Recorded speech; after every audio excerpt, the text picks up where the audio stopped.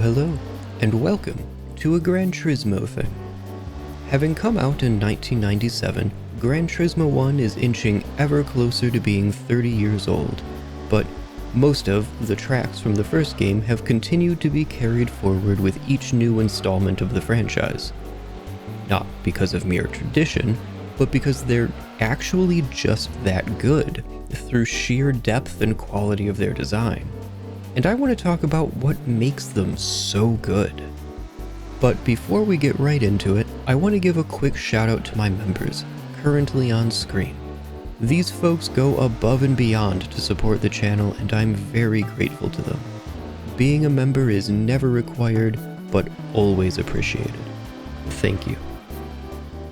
1997's Gran Turismo is an ancient relic of a game. Sorry, all of us that played this game when it came out. We're olds now. But despite its age, this classic title is still worthy of notice today. From a historical perspective, Gran Turismo is notable in the sim racing genre as, honestly, just one of the first sim racing games in general, but for sure one of the very earliest to be made for a console. And yeah, I am going to call Gran Turismo 1 a racing sim. It's clear that a fairly realistic representation of vehicle dynamics was the goal with GT1, and it compares extremely favorably to its direct competitor, TOCA Touring Car Championship, which released just a scant few months before Gran Turismo took the world by storm. I might talk about the TOCA games at some point. They're interesting as a totally forgotten Gran Turismo competitor, but that's not this video. TOCA did, however, have a pretty neat trick that GT1 couldn't match.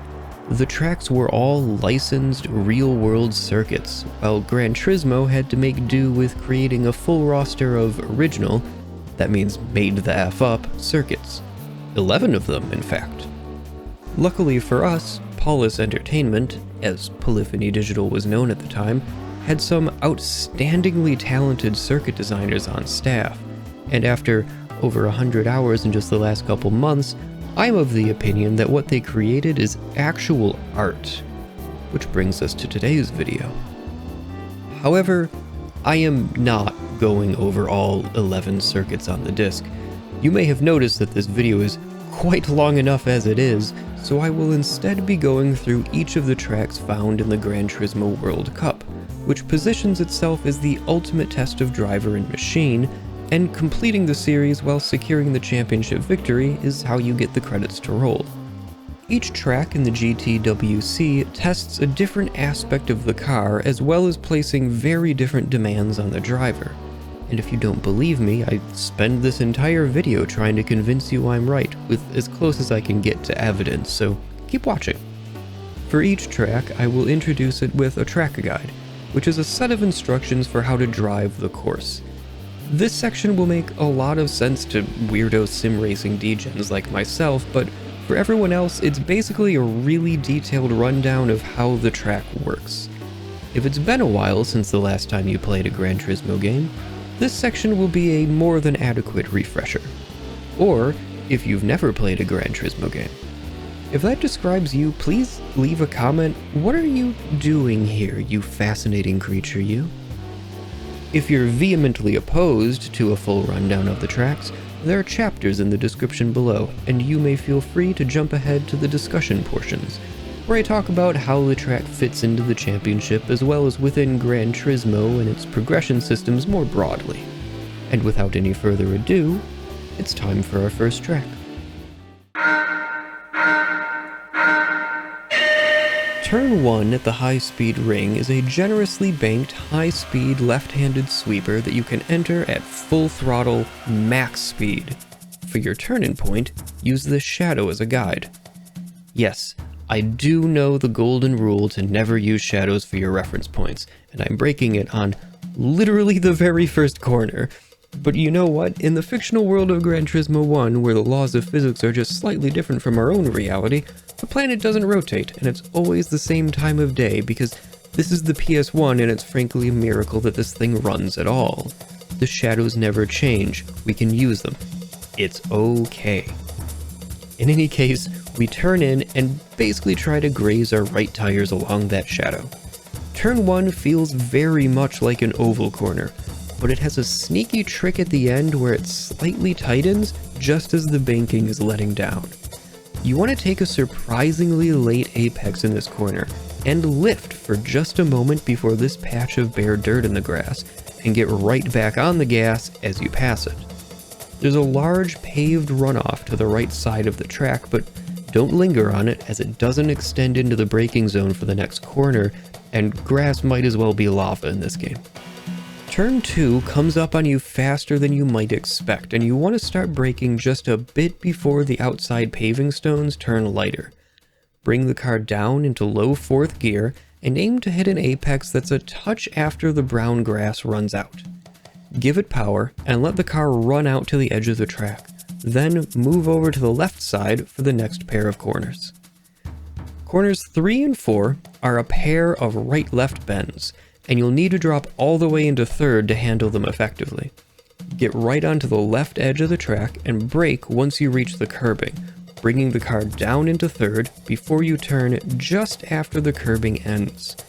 We're sacrificing this corner by taking a late apex, roughly where the grass changes colors, to line ourselves up to the entry of the next corner. Give the brakes a gentle tap just as you switch steering for corner 4, and aim for the curbing on the inside. Be careful during this transition as the track's camber is rapidly switching under you and it's very easy to have the back slip out. Hug the inside curb until you come into line with the weaver board on the outside of the track. Here you can start to get back on the throttle, letting your momentum carry you to the outside of the track. And stay there. Corner 5 is a high-speed sweeper, and you should have no problem holding to the inside without any loss of traction. You'll probably see me swing out to the left in footage during this video because I'm secretly kind of bad at this game. Do as I say, not as I do. For the last corner, line up with this green sign and put on the brakes right as the track starts to fall away from you. You might lose traction, especially on the rears, but the camber will catch you as long as you keep the car pointed straight. Bring yourself down to low 4th gear and try to stick just on the inside of the divider line. Once you start to line up to the Bridgestone sign, get back on the power and ride to the edge down the main street.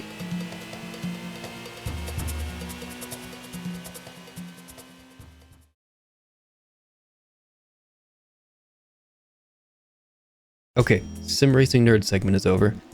True to its name, High Speed Ring is really fast, with gentle sweepers and wide, heavily banked corners that let you hold a lot of speed through the entire lap. In a few of the corners, the track is so wide it's almost hard to even use the full width. But that doesn't mean it's without its challenges.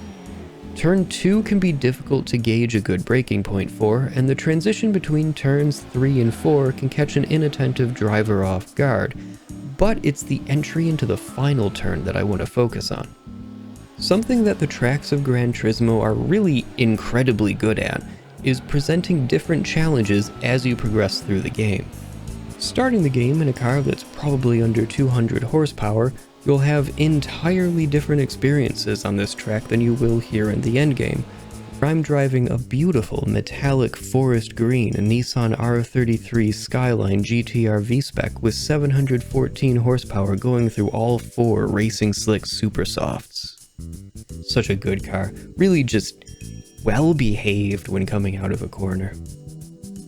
Anyway, there's a hump in the road as the banking starts to rise, and you'll hardly notice it with any of the usual roster of starter cars. But for us in the endgame, this bump lifts the car off the track slightly, reducing our available grip right when we should be putting on the brakes. Then, before you know it, you're being pressed back down into the track surface as you start to ride the banking, giving you way more grip than you had just a half second earlier. Getting that transition right is how you save the most time, because locking up into this corner will send you wide and absolutely murder your speed onto the following straight. And placed here, at the end of the lap, the importance of getting this corner entry right cannot be overstated. The last corner of any circuit is incredibly important, but especially when the main straight is as long as the one at high speed ring. Because of how physics be, any speed you lose in a given corner is time you're losing the entire run down the following straight.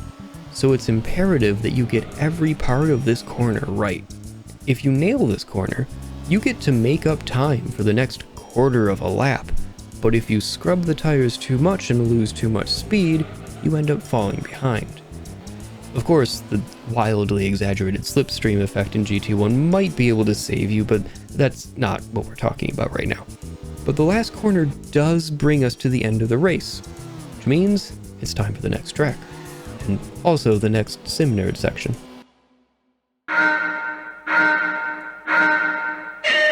Turn 1 at Trial Mountain is a deceptively difficult corner.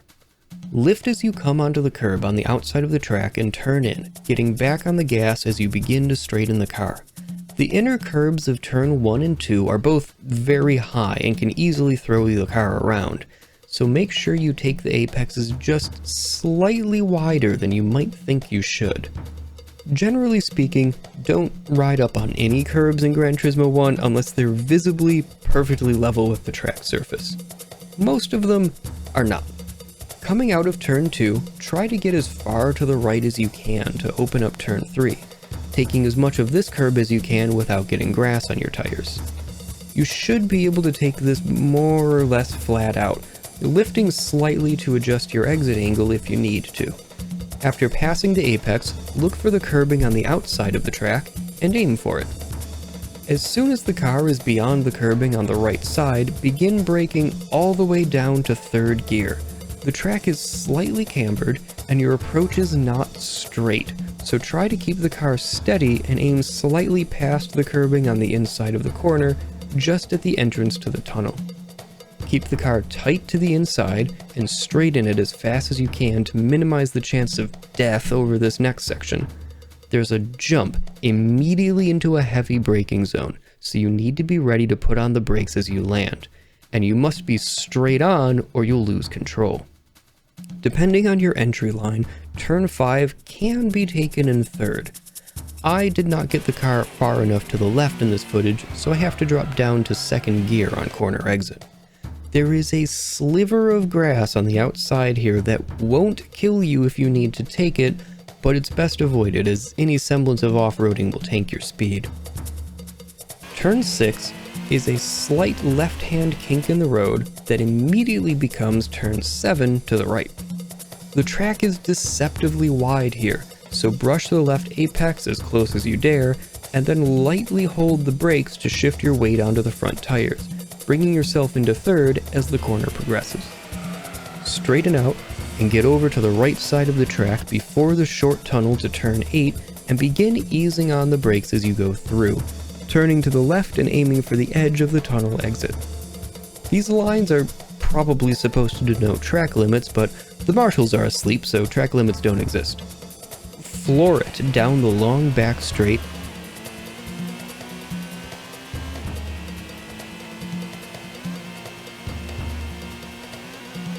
Brake hard, roughly in the center of this darker portion of track, bringing the car into 3rd as you begin turning into the hairpin. I take a legal route through this corner this time, but you can also cut this one, also in 3rd gear. From here, it's an uphill sprint to turns 10 and 11. Get as far to the left as you can and take turn 10 at full throttle, then bring the wheel around for turn 11. Gently ease on the brakes as you come over the crest and aim your car to the left of this gap between the aero boards. The curb of turn 12 is deadly, and this lineup will help you avoid it. Bring the car down into 3rd gear and trace the inside curb of turn 12, bringing the throttle back on as your car rotates past the final aero board.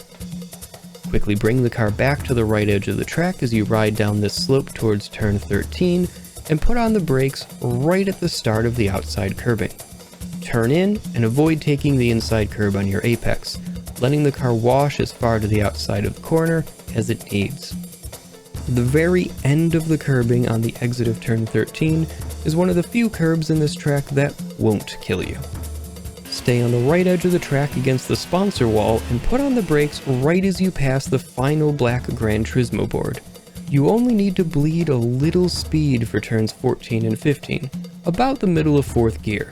Turn 14 is simple enough, keeping in mind to avoid the inner curb, but turn 15 has a horrible bump across its apex, so give it a wide berth or it can easily send you flying into the pit wall.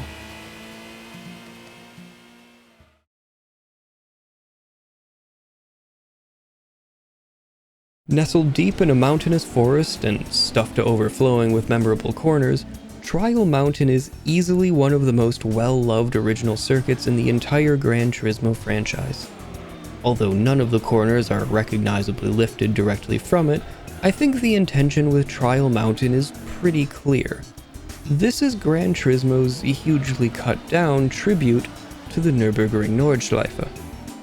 There's a small stretch of bleachers to watch cars tear down the main straight, then the rest of the track is just out there in the wilderness, with tight corners and extreme elevation changes that frequently send cars airborne, including right into braking zones like with turns 5 and 12. There's even a blisteringly fast back straight followed by even more tight turns and crazy elevation changes. There's almost too many interesting sequences to talk about with this track. Almost every corner is interesting in some way. From the poor camber of the first few turns, to the narrow confines of the canyon section, to the high-speed back straight right into a heavily banked hairpin, to another dash through the mountain roads, and finally to the chicane just before the finish line. Trial Mountain tests every driving skill. It's a fitting name. However, there are two sections of the track that, looking solely at the track map, appear to be kinda similar at first glance. They're both 5 turns long, starting with a tightish left turn, a right turn, a gentle kink to the left followed by another right turn, and then a tightish left turn again onto the following straight. The first of these sections is the canyon section, and the second is the forest section. Despite looking similar from a top-down perspective, as seen in the track map, they actually drive very differently thanks to the drastically different elevation changes in each. In the canyon section, turn 5 is immediately after a sharp drop in the track's surface, severely hindering braking performance coming to this tight and unbanked corner. The track then rises as you accelerate toward turn 7, giving you more traction through that corner before going over a crest and, again, taking that grip away from you just in time to make turn 8 onto the back straight especially tricky. And as we covered with High Speed Ring, it's those corners before the straights that'll really get you. And after that straight, the track does it again, but this time with very different elevation changes that completely alter the flow of things. Turn 9 is an incredible banked hairpin that just peeks out from under the forest canopy before diving right back in, with the track climbing through a fairly gentle right-left that lines you up into the braking zone for turn 12, which is downhill and fairly fast, making it easy to brake traction and understeer right off the edge of the track. A very short downhill straight then gets you right back up to speed and compresses the car to the track through the braking zone and turn-in point of turn 13, which then finally spits you out onto the main straight. And of course, there's the ever so memorable Trial Mountain shortcut.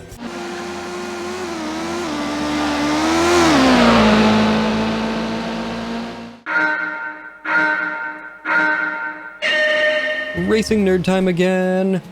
Grand Valley Speedway is, for many, the most iconic track of Gran Turismo. It begins with a left-hand uphill sweeper, but we want to take it as wide as we can, so we come into the braking zone for the following hairpin as straight as possible. I put the brakes on just before the crest, and I'm fairly soft on them to help steady the car. It's bumpy through this braking zone and the track levels off a bit, so we have much less grip than we might expect. We turn in while still bleeding the brakes and get back on the gas a little before the apex, letting the car run to the left curb. We're then ejected onto a short downhill straight that gets us right up to speed for a series of high-speed S's in turns 3, 4, and 5. I swing the car a bit to the right and take the first turn at full throttle.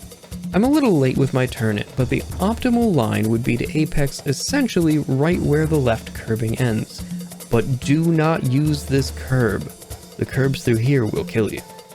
Turn 4 isn't any tighter, but it's at the top of a hill, so we'll have much less grip. We use the compression at the bottom of the hill to give our rotation a nice head start and lift just enough to brush the curb. I get slightly too much of it here. Once the curb ends, we get the wheel to the left again and aim wide of the curbing on the inside of turn 5. There's a nasty bump at the apex that will give you a moment of air while the car is fully loaded, and it can easily destabilize the car and send you flying, so maybe give it some extra space. And if all of that sounds a little like La Source through to the Kemmel Straight, I don't think you'd be entirely wrong in making that comparison.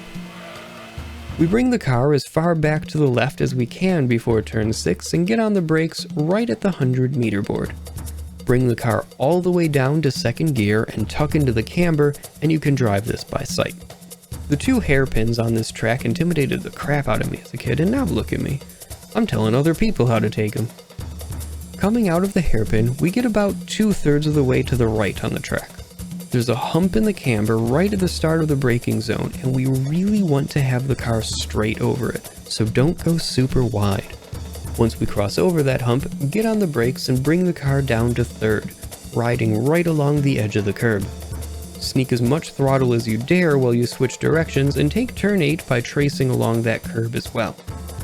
The track dips through this corner, so try your best not to drift wide, because turn 9 is right after, which is a very sharp and blind left-hand corner. If you get a better exit to turn 8 than I did in this lap, you can take it in 3rd gear. Here, I had to drop to 2nd. Stick to the right side in the tunnel and, this might surprise you, but I actually used the wear line on the track for the braking point on turn 10. Aim to start braking right as you hit the point where the texture starts to turn dark. Turn in and try to stick to the inside curb as much as you can, because turn 11 is downhill and to the right, and the transition into it is over a crest. For the non-car people that somehow haven't turned this off yet, that means car going kind of fast but no grippy. Enter the tunnel already starting to turn and ease on the brakes to press the front of the car into the road for every precious bit of grip you can, hugging this inside wall. As we come out of the tunnel, start to get back on the throttle and open the corner up. We want to get as much speed as we can over this bridge, so take it all the way right to the edge as we race onto this big beautiful blue bridge that they, for some reason, got rid of in Gran Turismo 7. For turn 12, keep the car over to the left and start braking right between the end of the bridge and the start of our 3rd tunnel. Bring the car into 4th and trail brake into the corner, starting your turn right after the bump to downhill. This long downhill sweeper has a totally blind apex, but it's right about where the tunnel goes dark for a stretch. Get the car accelerating and try to wrestle it as far to the right as you can, putting on the brakes right at the 25-meter board and bringing the car down to 2nd gear for a tight turn 13. Turn 14 comes up real fast with an apex right on the end of the right side wall. Brake a little before the curbing begins and ride them over the curb, getting back on the throttle on the other side, and stayed glued to the left edge of the track down this curving straight that I am arbitrarily deciding is not a numbered corner. Turn 15, the final turn, is a fast right-hander with just a smidge of negative camber, so you need to slow down much more than you think you do. Brake right as we reach the white stadium section and aim for the strip of curb on the apex. Absolutely do not hit this curb and get back on the throttle, riding all the way out to the curb on the outside, which is not deadly to touch. This is one of the longest straights in the game, so relax and take your time about getting back to the right side of the track to go again.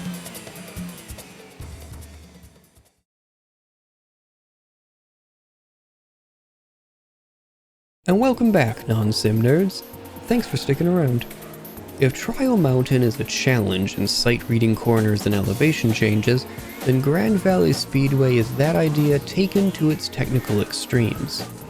8 of Grand Valley's Speedway's 15 corners are left-right pairs with very similar radii. This is corners 3 and 4, 7 and 8, 10 and 11, and 13 and 14. 13 and 14 are easily the least interesting of the 4 pairs. They're both on level ground, so they don't offer anything more nuanced than the typical challenge of just holding a good line and keeping your minimum speed up. But the other 3 pairs have much more going on. Corners 3 and 4 didn't register as a paired set for me for a while, but from looking at the track map it becomes fairly obvious. Turn 3 is quite easy, with a gentle incline giving the car just a touch more grip beneath us. Turn 4, however, is even faster, but has the track leveling out, slightly reducing our grip.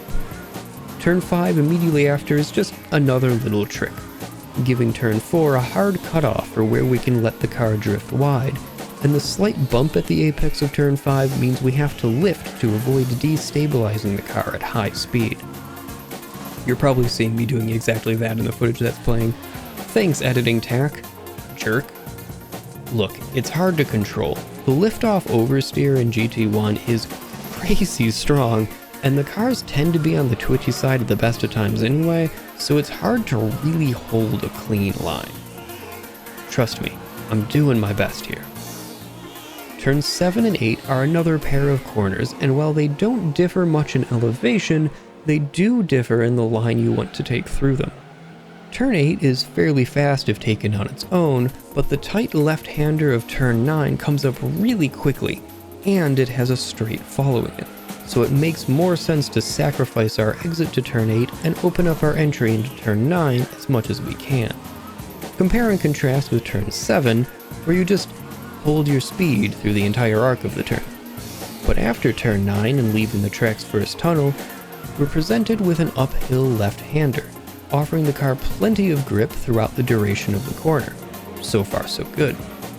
However, as we enter the tunnel, the track begins to fall away from us, and we have to negotiate a corner of a nearly identical radius, but now entirely downhill, and with a solid straight behind it to punish any mistakes. Managing the throttle is essential during turn 11 in a way that isn't even a consideration in turn 10. Too much throttle, or merely getting on the power too early, will send the car entirely too wide, while waiting too long will hurt our exit speed down a decently long straight. And just to make it that much more of a risk, there's zero runoff for this corner. If we go wide, we're hitting the flat wall that is the end of the bridge. Gran Turismo declares death a fitting punishment for getting on the loud pedal 4/1000ths of a second too early. On to the next track.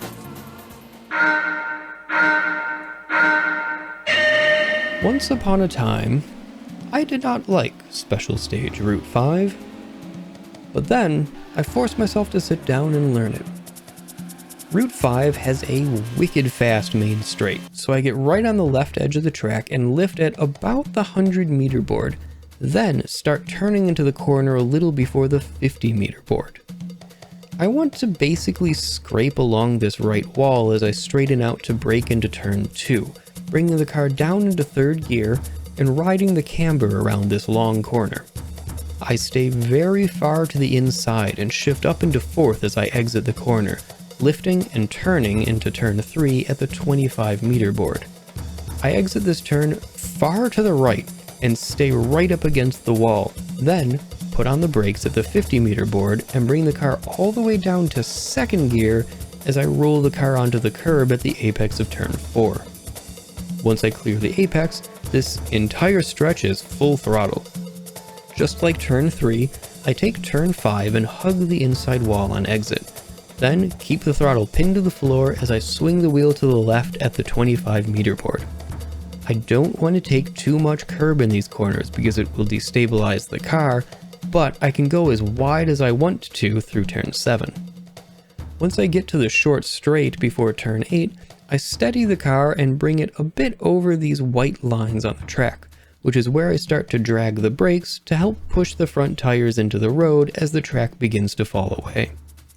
I want to nearly graze this gray wall to the right, Then get back full on the throttle as the car loads up in this little dip and turn the car into turn 9. I let the car run far to the right edge of the track, then put the brakes on just as I'm crossing over the second crosswalk. If you brake any later, the car will lift off the track, so we need to brake early to keep traction. As we crest this bump, I lift most of the way off the brake so I don't lock up from the decreased load and begin to turn into the hairpin of turn 10, bringing the car all the way down into second gear. I steal as much of this curb as I can and get on the gas very early, staying roughly in the center of the track. I keep the pedal down and clip the curb on the inside of turn 11, letting the car run wide to the outside curb, where I lift very briefly to rotate the car toward the apex of turn 12 while shifting up into 4th, then floor it through the corner and let momentum carry me to the left edge of the course. There's another straight, but I need to keep my eyes peeled because the next braking point is this first crosswalk, using the compression from the elevation change to bring me all the way down into third gear. I very slightly miss my turn-in point and lose the compression before I'm able to rotate the car, so I go a bit wide of the turn 13 apex.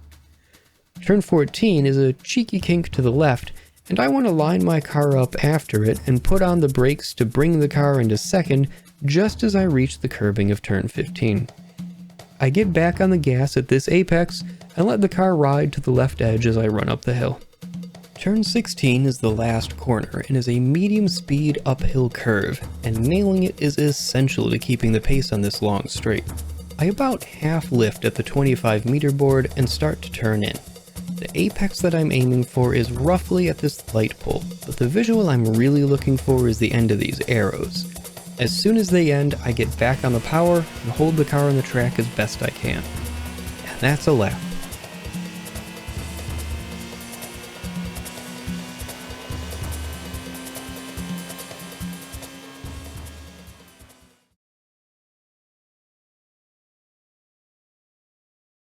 There's another version of this track that shows up in some other events throughout Gran Turismo 1, Clubman Route 5, which removes the best sections of Special Stage Route 5, basically everything in the back 2/3 of the course, and replaces them with a rather uninspired pair of corners.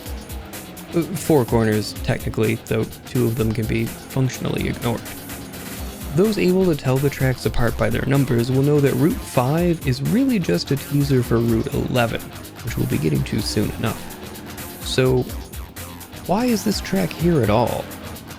Special Stage Route 5 is an escalation. It is a sampler of what is to come, and the whole section from turn 4 through the hairpin is exactly the point. Once you get on the power out of turn 4, you're able to hold it to the floor for about 10 seconds if you thread the needle just right with your line through the next few corners. Turn 8 is then a very fast downhill that immediately transitions into an uphill left turn, lifting and compressing the car very quickly before dumping us into the braking zone for the layout's only hairpin.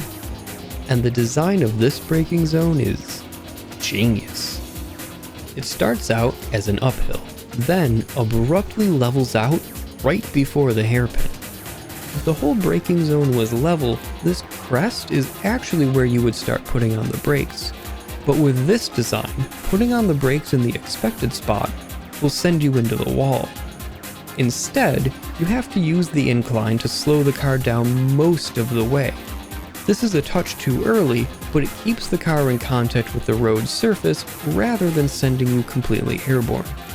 And a pro tip, you have no grip while you're in the air. Special Stage Route 11, get out of here you, it's not your time yet. Soon, but not yet. Special Stage Route 11 pulls this trick. It feels like almost every corner. Route 5 is just here to test us on it first.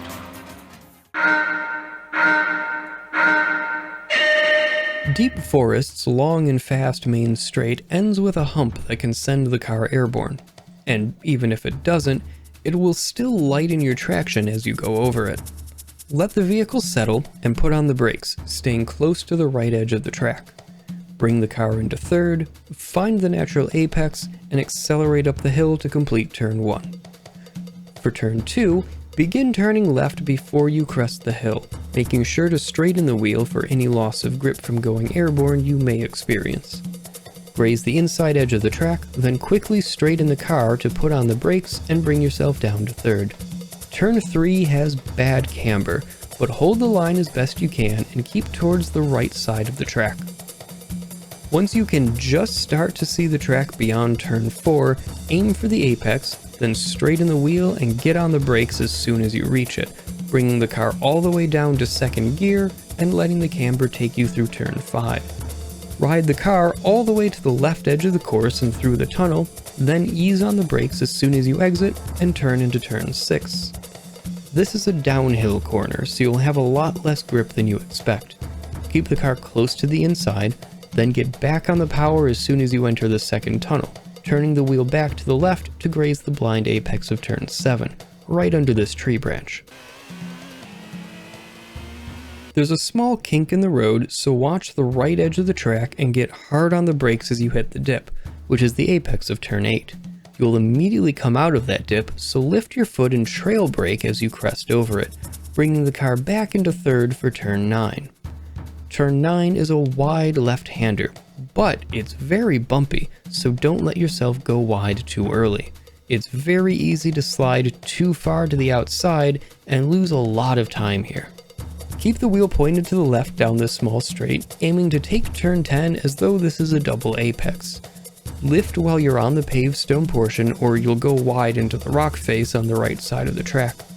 Let the car drift as wide as it wants without making contact with the wall, trying to maintain as much speed as you can. Any mistakes in this corner will punish you all the way up the uphill back straight. Turns 11 and 12 are long, easy sweepers that you can take at full throttle. Once you enter the second of 2 tunnels on this straight, get back on the brakes and bring the car all the way down to third gear again. The braking zone and entry to turn 13 is all downhill, so slow down more than it looks like you need to. Once this Weaver sign is directly in front of you, get back on the power and ride it to the outside edge of the track. There's a small kink in the middle of this downhill straight, but keep the throttle down and get the car ready for turn 15, which exits onto the main straight. Tap the brakes for just a moment and turn the car into the corner right as you reach the start of this curbing. Aim for the apex and get back on the gas as early as you can. You want to hold as much speed as possible down the main straight, so let the car run as wide as it needs to.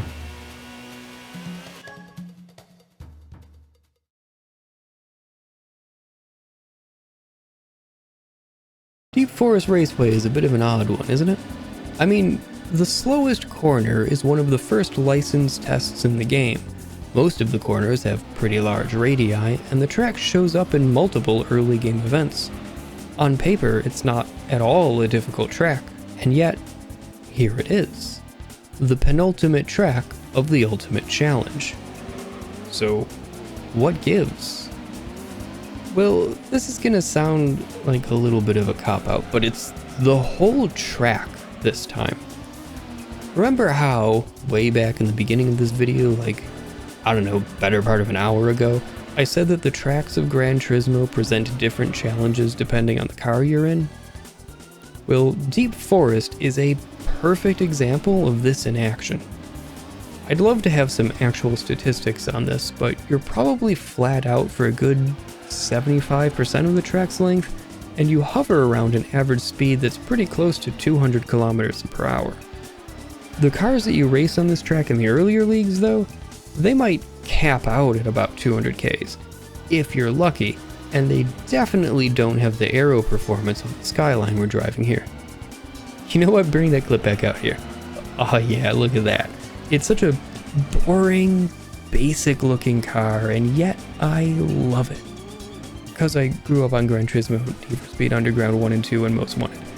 I understand what did it, but you know, I'd still jump at the opportunity to drive one in real life. Anyway, bringing this much speed and power to this track reveals an entirely different experience. Where the lower classes are about focusing purely on getting your lines right, driving an endgame monster like we are brings all of the weird little bumps and the unusual camber into play, making it much more difficult just to stay on the road. Having a wheel or two go airborne at these speeds is just how it goes on this track, and dealing with the humps and bumps sending you skyward is the name of the game. Turns 9 and 10 come to mind as being a nice little microcosm of the track as a whole.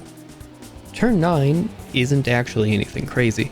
It's a pretty large radius, the entry isn't too compromised by the preceding corner, and we're free to drift all the way to the outside. But because it's super bumpy and falling away from us downhill, we need to put on the brakes really hard and bring the car all the way down into third just to stay on the track. Then, turn 10 right after can be taken with just a tiny lift to get a little more rotation out of the car right at the apex. Again, so we don't go flying off the track and into the rough rock face.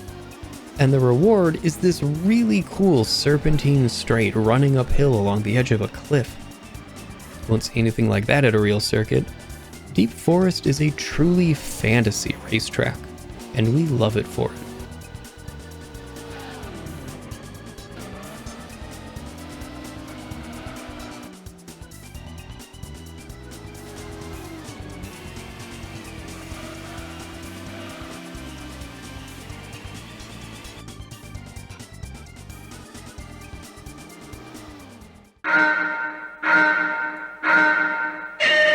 If Special Stage Route 11 was a real track, they would have stopped racing here in the 70s after a long string of high-profile deaths, razed it to the ground to build a failed mall on the land, and Gran Turismo 1, and 3, it's in that one too, would be cherished as the only games where it can be experienced today. Turn 1 is a long left-hand sweep, basically a straight, but keep close to the left side and brake hard before this banner cutting over the track and obscuring the 100-meter board, bringing the car all the way down into third gear. Get as close as you dare to the curbing on the apex of turn 2 and let the car swing wide to the outside edge of the track. Turns 3 and 4 are a tight little chicane, and you want to have a pretty straight entry to them, so stay against the left wall and get on the brakes as you hit the curbing on the left side. Turn to the right as soon as you clear the curbing for turn 4 and get over to the left edge of the track, being careful not to go too wide into the death trap over here. We're going to sacrifice turn 5, so get on the brakes early, right around 40 meters, and drop all the way to second, keeping the car as close to the left as possible to open up our entry into turn 6. Start turning from these white lines on the outside of the track and get the best run you can out of this simple right angle corner. Turn 7 is our first hairpin, so line up on the left edge of the track and get on the brakes, again, right around 40 meters. Once you clear the hairpin, get back on the power and treat turn 8 almost like a straight. Turn 9 at the bottom of the ramp gets a lot tighter, so get on the brakes once you're under this lamp post, bring the car down to third, and get properly back on the power again when the first yellow street light is directly in front of you. Which brings us to turns 10 and 11. The Clarkson chicane. Keep the car roughly in the center of the track and try to line up your entry as straight as possible. Once you cross to the other side, lift and turn to the left, trying to steal as much grip for your front tires as possible. That's all I've got for you. This is something you just have to take on faith and feel. Good luck. Turns 12 and 13 can basically be treated as a straight, but be sure to float to the left edge before your braking point just a little before this sign.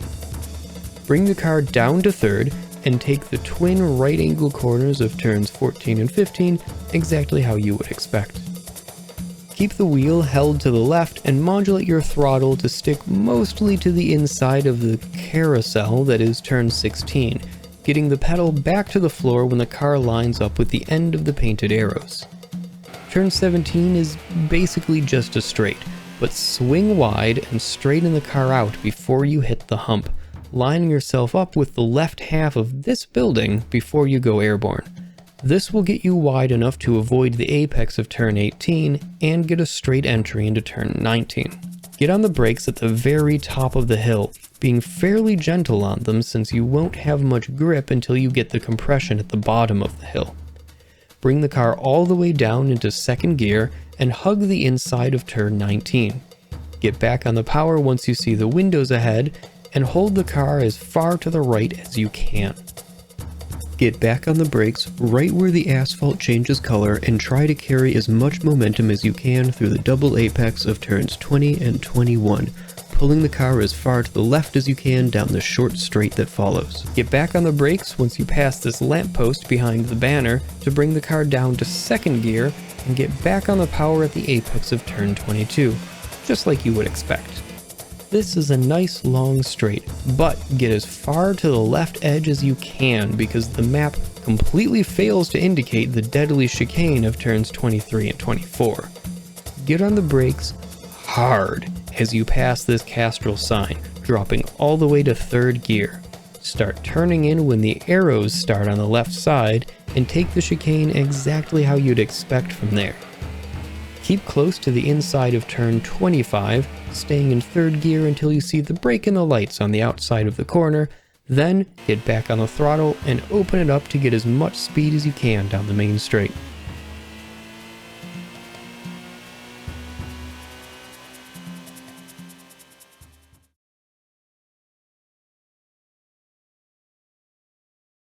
Special Stage Route 11, the ultimate test of Gran Turismo 1. Surprisingly, it's used all over the place, actually, including in 2 of the 3 endurance races that are in the game, once in each direction. So why is it here? This time I'm kind of using a cop-out again. It really is the whole track, though. There are 2 outright hairpins, multiple corners where we get brought all the way down into second gear despite not technically being a hairpin, inconvenient chicanes at basically every opportunity, including one where the corner isn't even within draw distance before you have to start braking for it, and the Clarkson chicane. Speed has never killed anyone. Suddenly becoming stationary, that's what gets you. So I guess I'll focus on that because it's probably the standout feature of this track, beyond just all of it being a challenge.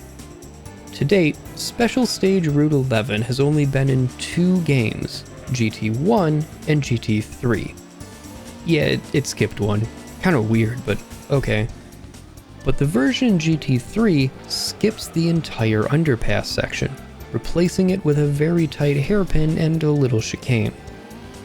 But this little double chicane is the thing that makes this track truly iconic. It's the part that everyone remembers. It's under the start-finish line, the lighting is a totally different color, it's super hard to nail it, and failing it is basically just instant death. I mean, it's not, because this is Gran Turismo where damage isn't real, but it does stop you dead in your tracks. It's a really interesting corner though, because the optimal angle to enter it isn't immediately apparent. Too shallow of an angle and you don't have enough space to fit through the gaps. Too high of an angle and you'll struggle to get the car turned with more than a lift. And let's be real, you're driving this entirely by sight. Breakpoint? There isn't one. Turn-in reference? Wing it. How fast should you be going? Faster than is at all comfortable. The whole track is a little bit like that. The braking points are weird, the camber is unusual, the elevation is all over the place. In many other games that I love, the final track is an obnoxious mess of a thing. Awful corners just willy-nilly all over the place. But Special Stage Route 11 manages to have this level of challenge without just devolving into a pit of suffering. It's a fascinating and masterfully designed circuit, a perfect final challenge. Gran Turismo 1, though often overshadowed by its own sequel, which is arguably the better game, is still a generation-defining masterpiece, even today. It birthed a love of cars for millions in a way that no other game at the time did. I played a lot of racing games as a 90s kid. A lot. But Gran Turismo, with its impressive depth and, for the time, staggeringly huge roster of fully tunable cars was... I mean, it was something else. There was nothing like Gran Turismo when it came out. It made its own genre. If it came out today, it would be the progenitor of a genre called Turismo-likes, because we unfortunately have no creativity anymore. Anyway, I have a lot more to say about Gran Turismo, and not just the first game, but I think I'll save those topics for future videos. Those videos are already penciled in for the relatively near future, by the way, so hit that subscribe button if you want more. But we've already been here for close to, or maybe over an hour, and you don't want to know how long this is taking me to put together. So, thank you very much for sticking around to the brutal end. This is well outside of my usual content niche, so if you think I deserve it, I'd very much appreciate a like and or a comment. That will help appease the almighty algorithm and get this in front of more people, or so I've been led to believe. While you're scrolling down there's also a link to my Discord and my Blue Sky in the description if either of those should interest you. But at the end of the day, thank you very much just for stopping by and lending me your ear. And, as always, have a great one.